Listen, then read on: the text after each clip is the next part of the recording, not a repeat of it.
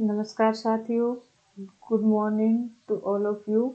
मैं आपका स्वागत करती हूँ अपने educational channel golden education hub. तो चलिए सभी साथी, आज हम एक ऐसा टॉपिक पढ़ने जा रहे हैं जो भाषा की दृष्टि से सबसे महत्वपूर्ण है। यानी यूँ कहें कि जो अपनी जो पूरी जो हिंदी लैंग्वेज होती है वो उसी पर टिकी हुई होती है। तो चलिए साथियों, आज हम पढ़ने जा रहे हैं वर्ण। और वर्ण में हम क्या देखते हैं कि सबसे पहले हमें ये जानना जरूरी होता है कि वर्ण किसे कहते हैं। तो सबसे पहले हम देखेंगे इसकी वर्ण की परिभाषा। सबसे पहले हम देखेंगे वर्ण की परिभाषा। तो वर्ण की परिभाषा क्या होती है? भाषा की वह सबसे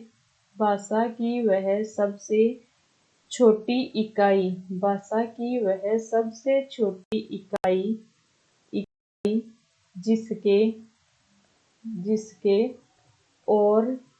जिसके और टुकड़े नहीं किए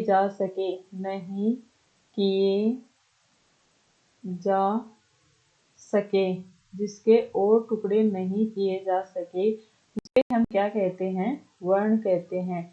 फिर हम देखते हैं वर्ण के प्रकार। तो साथियों, हम देखते हैं जो वर्ण होता है हमारा वो दो प्रकार का होता है। एक तो होता है वोवल यानी कि स्वर, एक होता है स्वर और एक होता है व्यंजन। तो आगे हम देखते हैं कि जो एक हमारा हो जाता है स्वर और एक हो जाता है व्यंजन। अब देखिए साथियों, जो स्वर होता है हमारा, वो स्वर क्या होता है कि स्वर ऐसे वर्णों को स्वर कहते हैं जो किसी अन्य वर्ण की सहायता के बिना ही बोले जाते हैं, उन्हें हम क्या कहते हैं? स्वर कहते हैं। यानी ऐसे वर्ण जो अन्य वर्णों की सहायता के बिना ही बोले जाते हैं, स्वतंत्र होते हैं, हम उन्हें क्या कहते हैं? स्वर कहते हैं। तो देखते हैं स्वर कौन कौन से होते हैं। जैसे हमारा हो गया ए, आ, ई, बड़ा ई, उ, बड़ा उ, ए, आई, ओ, औ और री। यानी ए, आ, ई, उ, री, ए, आई, ओ। ये हमारे जो 11 होते हैं, ये हमारे स्वर होते हैं। फिर उसके बाद में हम देखते हैं व्यंजन। और जो व्यंजन होते हैं वो क्या होते हैं कि व्यंजन हमेशा स्वरों की सहायता से बोले जाते हैं। व्यंजन किसकी सहायता से बोले जाते हैं? स्वरों की सहायता से। यानी बिना स्वर के जो हमारे व्यंजन होते हैं वो अधूरे होते हैं। यानी व्यंजन हलंत होते हैं, स्वर मिलाने पर ही व्यंजन अपने आप में पूर्ण होते हैं। और व्यंजन हमारे कितने होते हैं? 33 होते हैं। कुल व्यंजन कितने होते हैं? 33 होते हैं। तो चलिए हम देखते हैं सबसे पहले स्वर। सबसे पहले हम देखते हैं स्वरों के बारे में। तो जो हमारे स्वर होते हैं वो क्या होते हैं कि जो हमारे स्वर होते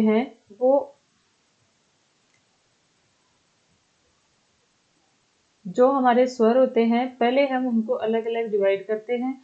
तो हमारे स्वर है वो कौन कौन से और कितने कितने होते हैं। तो सबसे पहले हम क्या करते हैं, उनको देख लेते हैं। तो हमारे जो स्वर है वो, माफ कीजिएगा,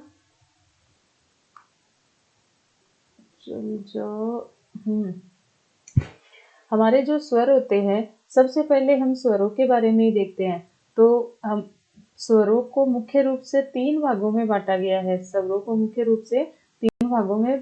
है। तो सबसे पहला हमारा है वो है मूल स्वर। सबसे पहला हमारा जो प्रकार है वो है मूल स्वर। सबसे पहले हमारा प्रकार है मूल स्वर। फिर उसके बाद में आ जाते हैं दीर्घ स्वर। फिर उसके बाद में आ जाते हैं संयुक्त स्वर। मूल स्वर, दीर्घ स्वर और संयुक्त स्वर। अब सबसे पहले हम देखेंगे मूल स्वर कौन कौन से होते हैं। तो मूल स्वर होते हैं जैसे हमारे हो गया ए, ई, उ और री। ये हमारे मूल स्वर होते हैं। फिर उसके बाद में जैसे दीर्घ स्वर हम देखें तो जो मूल स्वर होते हैं उनका ही मिला हुआ रूप क्या मिल जाता है हमें? दीर्घ। जैसे मान लो ए प्लस ए करेंगे हम तो क्या बन जाता है हमारा? आ बन जाता है।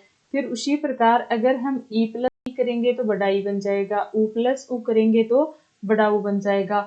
और बड़ा री तो होता है लेकिन उसको हिंदी में कंसीडर नहीं किया जाता है, क्योंकि जो बड़ा री होगा वो केवल संस्कृत में काम आता है, इसलिए हम यहाँ पर री को नहीं लेंगे। फिर उसके बाद में हम देखते हैं संयुक्त वर्ण। तो संयुक्त वर्ण ऐसे होते हैं जो असमान स्वरों के मिलने से होते हैं, यानी समान स्वर जब आपस में जुड़ेंगे वो दीर्घ की फॉर्मेशन करते हैं, लेकिन जो संयुक्त स्वर होते हैं वो असमान स्वरों से मिलकर बनते हैं। कैसे? जैसे मान ई हम करेंगे तो हमारा बन जाएगा ए, अगर हम आ प्लस ई करेंगे तो हमारा बन जाएगा आई, अगर हम ए प्लस उ करेंगे तो हमारा बन जाएगा ओ, और अगर आ प्लस उ करेंगे तो हमारा बन जाएगा ओ।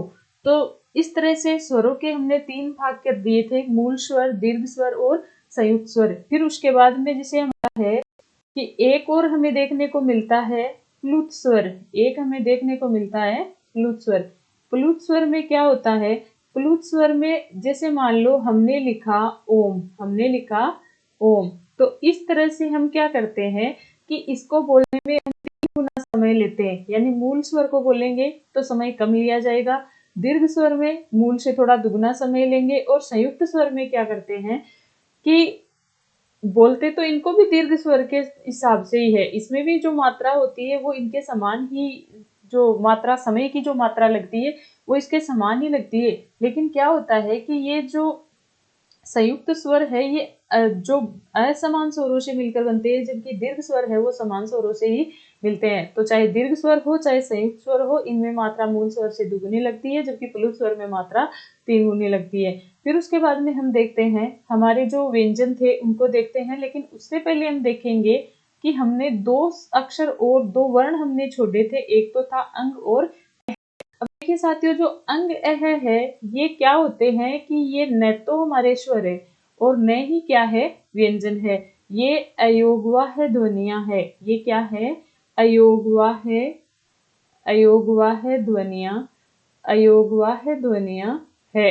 यानी ये हमारी अयोगवाह ध्वनियां होती है। ये किसी वर्ण या जो अपना जो भी वर्ण स्वर हो या व्यंजन हो उनके साथ जुड़कर ये वहन होती रहती है। तो इन्हें हम ना तो स्वर कहते हैं ना व्यंजन कहते हैं। फिर उसके बाद में हम आगे देखते हैं कि जो फिर उसके बाद में हम देखते हैं आगे व्यंजन के बारे में देखेंगे। तो जो हमारे व्यंजन होते हैं, व्यंजनों को हम एक तरह से देखें कि जो व्यंजन है उनको अलग अलग भागों में बांटा जाता है। तो मेरे साथी सभी आप इस बात से परिचित हैं कि व्यंजन किसे कहते हैं, यानी ऐसे वर्ण जो स्वरों की सहायता से बोले जाते हैं, हम उन्हें क्या कहते हैं? वर्ण कहते हैं। तो देखते हैं कि व्यंजन है उनको किस किस प्रकार से बांटा गया है। तो सबसे पहले उनको बांटा गया है स्पर्श व्यंजन। सबसे पहला भाग इनका हम देखेंगे स्पर्श व्यंजन, यानी इनको स्पर्श व्यंजन क्यों कहते हैं, क्यों बांटा गया है इनको। तो जैसे मान लो क वर्ग हो गया, क वर्ग, फिर उसके बाद में च वर्ग, क वर्ग, च वर्ग, फिर उसके बाद में हमारा हो गया ट वर्ग, ट वर्ग, फिर उसके बाद में त वर्ग, त वर्ग, और हो गया प वर्ग। यानी हमारे ये जो वर्ग है, यानी इनका जो अणे खाली तक का भाग होता है, यानी ये जो हमारी पूरी लाइनें होती है इनको इस हिसाब से बांटा गया है। अब ऐसा इसको क्यों किया गया है? क्योंकि जब हम कोई वर्ण का उच्चारण करते हैं तो हमारे मुंह से जो श्वास निकलती है, जो कहीं टकराती है, या फिर हमारी जो जीवा होती है वो मुंह के किसी स्थान पर जाकर टकराती है, तो उससे उस जगह का ही नाम दिया जाता है। अब जैसे मान लीजिए कि हमने क्या किया, कैवर्ण है इसको हम कहते हैं कंठे। कैवर्ण को हम क्या कहते हैं? कंठे व्यंजन। कंठे वर्ण क्यों कहते हैं? क्योंकि क का उच्चारण जब हम करेंगे तो ध्वनि हमारे कंठ से बाहर आएगी। क, ख, ग, घ, ड़ बोल के देख लीजिए, ध्वनि हमारे कंठ से बाहर आती है। उसी प्रकार अगर हम च को देखेंगे तो च का उच्चारण करते समय हमारी जो जीवा होती है वो च का उच्चारण करेंगे तो हमारी जीवा हमारे मुंह में दांतों के ऊपर होता है कठोर तालु, कठोर तालु से ऊपर होता है कोमल तालु, जिसको हम कहते हैं तालव्य। तो च का उच्चारण करेंगे तो हमारी जीवा है वो कोमल तालु से टकराती है, कोमल तालु, अर्थात उसको हम क्या कह देंगे? तालव्य वर्ण कह देंगे। ट है, ट के अंदर हमारी जीवा मूर्धा से टकराती है, और मूर्धा से टकराती है तो हम इसको क्या कह देते हैं? मूर्धन्य वर्ण मूर्धन्य वर्ण कह देते हैं। फिर उसके बाद में तय का उच्चारण करेंगे, तो तय का उच्चारण करेंगे तो हमारी जीवा दांतों से टकराती है और इन वर्णों को हम दंत्य वर्ण कह देते हैं। पै वर्ग में हमारे जो होठ होते हैं वो आपस में टकराते हैं, तो हम इसे क्या कह देते हैं, ओष्ठ्य वर्ण। क्या कह देते हैं, ओष्ठ्य वर्ण। फिर उसके बाद में जैसे हमारा आ गया ये रे ले वे। अब जो ये रे ले वे है, ये क्या है, इनको हम बोलते हैं अंतस्थ व्यंजन। इनको हम क्या बोलते हैं, अंतस्थ व्यंजन। फिर उसके बाद में हमारा जो आ जाता है से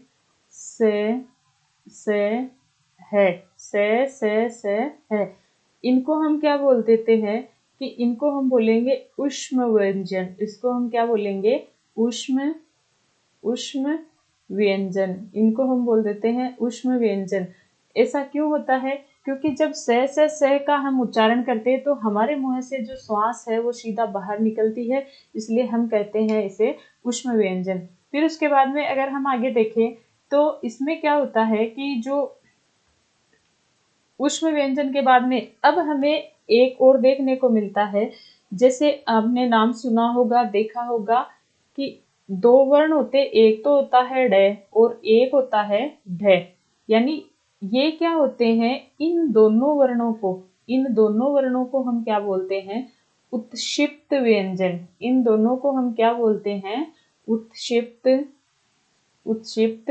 व्यंजन। इसे ऐसा क्यों बोलते हैं, क्योंकि इन वर्णों का उच्चारण जब हम करते हैं तो हमारी जीवा है वो उठकर गिरती है, हमारी जीवा उठकर एक झटके से नीचे गिरती है, तो हम इसे क्या कह देते हैं, उत्क्षिप्त व्यंजन कह देते हैं। रे को हम कहेंगे प्रकंपित। रे को हम क्या कहते हैं, प्रकंपित। अब देखिए रे को प्रकंपित क्यों कहते हैं, क्योंकि जब हम रे का उच्चारण करते हैं तो हमारी जीवा है वो कंपन करती है। रे का उच्चारण करते समय हमारी जीवा क्या कर देती है, कंपन कर देती है, तो इसलिए हम रे को प्रकंपित कहते हैं। अब देखिए मैं र के बारे में आपको थोड़ी सी बात बताना चाहूंगी कि ये जो र होता है इसके विभिन्न रूप कैसे होते हैं। यानी र अगर हलंत लगा हुआ हो या र आधा हो, तो आधा र हमेशा अपने अगले वर्ण के सिर पर लग जाता है। र आधा कहाँ लग जाता है, अपने अगले वर्ण के सिर पर। जैसे हम लिखें कर्म, यानी र आधा था तो ये कहाँ लग गया, सिर पर। फिर उसी प्रकार अगर हम देखें कि र पूरा है तो ये क्या करता है, उसी वर्ण के, यानी ये उसी वर्ण के टांग पर अर्थात पैर पर लग जाता है। जैसे मान लो हम लिखें ग्रह, इस तरह से हो जाता है। फिर एक रे का रूप हमें और देखने को मिलता है कि जो ऐसे वर्ण होते हैं जो नीचे से गोलाई लिए हुए होते हैं, जैसे ट हो गया, ड हो गया, तो इनमें जो रे है वो उल्टे वी के आकार का लग जाता है। तो ये तो थे हमारे व्यंजन के अलग अलग प्रकार जो हमने देखे। फिर अब आगे हम क्या करेंगे कि ये वर्ण हमें जानने साथियों इसलिए जरूरी थे क्योंकि वर्णों का जो हम अध्ययन नहीं करें तो इसके बिना हमारे जो संधि नामक जो महत्वपूर्ण टॉपिक है वो समझ में नहीं आता है। और ये जो चीजें हैं आप उनका बेसिकली डिटेल से अध्ययन कीजिए, क्योंकि ये ऐसे टॉपिक है ऐसा टॉपिक, माफ कीजिएगा, ऐसा टॉपिक है, इसके उच्चारण से इसको सीखने से क्या होता है कि इससे जो प्रश्न है वो परीक्षा में सीधे सीधे पुटअप किए जाते हैं। तो सभी साथी चैनल को, अगर हमारा वीडियो आपको कैसा लगा, अगर अच्छा लगे हो तो आप इसको लाइक करें, शेयर करें, सब्सक्राइब करें। सभी साथियों को मेरा धन्यवाद। और आगे जो हम देखेंगे वो कल हम देखने जाएंगे संधि। तो सभी साथी सुबह 10 बजे अपने क्लास में हाजिर हो और सभी साथी जैसे भी आपको समय मिले आप इसका देखें, अध्ययन करें। तो सभी साथियों से मेरा यही निवेदन है। तो सभी का बहुत बहुत धन्यवाद।